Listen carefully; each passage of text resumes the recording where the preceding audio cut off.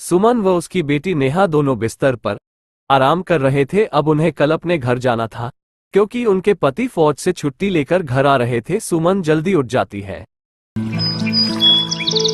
अरे बेटा नेहा उठ जाओ, तुम्हारे पापा आने वाले हैं आज और हमें घर भी जाना है।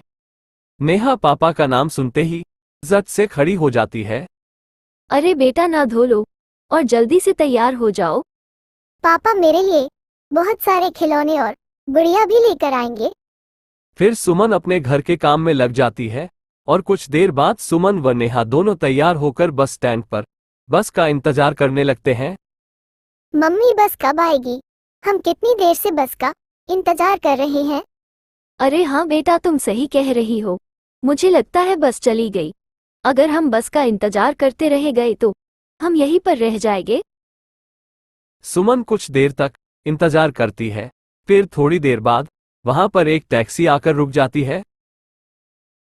मुझे लगता है ये आखिरी टैक्सी है, मुझे इसमें बैठ जाना चाहिए, नहीं तो मुझे वो बहुत डांटेंगे।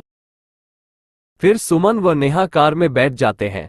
अब वो कार में बैठकर अपने घर जाने लगते हैं। उनका घर यहीं से 300 किलोमीटर दूर था।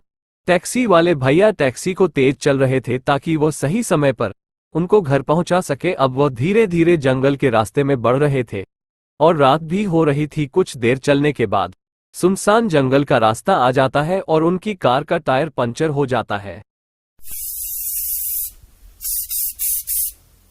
अरे क्या हुआ, तुमने कार जंगल के बीचों बीच रास्ते में क्यों रोक दी? तुम्हें पता है कितना खतरनाक जंगल है। तुम मेरी बात का जवाब क्यों नहीं दे रहे? तुमने कार क्यों रोकी? तुम मेरी बात सुनो तब तुम्हें कोई बात कहूं। हमारी गाड़ी का टायर पंचर हो गया है, इसलिए कुछ देर हमें यहाँ रुकना होगा। मम्मी मुझे बहुत डर लग रहा है। हम अपने घर कब पहुंचेंगे? बताओ ना मम्मी। अरे बेटा तुम डरो मत, मैं हूं ना तुम्हारे साथ। जैसे ही पंचर ठीक हो जाएंगी फिर हम घर पहुंच जाएंगे। सुमन व नेहा बातें कर रहे थे और ड्राइवर कार पंचर को सही करने में लग जाता है। मम्मी मुझे बहुत जोर की सूसू लगी है, चलो ना कहीं पर सूसू करके आते हैं। फिर सुमन नेहा को टॉयलेट करने के लिए ले जाती है। तभी दो गुंडे ड्राइवर के पीछे आ जाते हैं। अरे तुम कौन हो और यहाँ पर क्या कर रहे हो? मुझे डराने की कोशिश कर रहे हो? मैं तुमसे डरने वाला नहीं हूँ।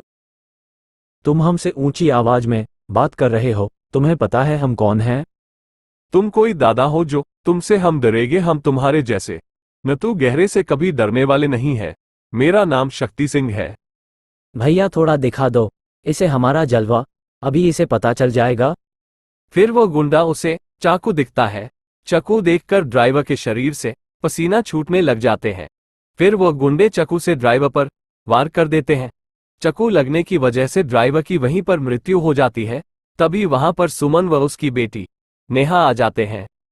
अरे तुम दोनों कौन हो और तुमने हमारे ड्राइवर को मार डाला? अरे भैया आज तो बम्पर धमाका मिल गया, एक के साथ एक इसे भी मार डालो।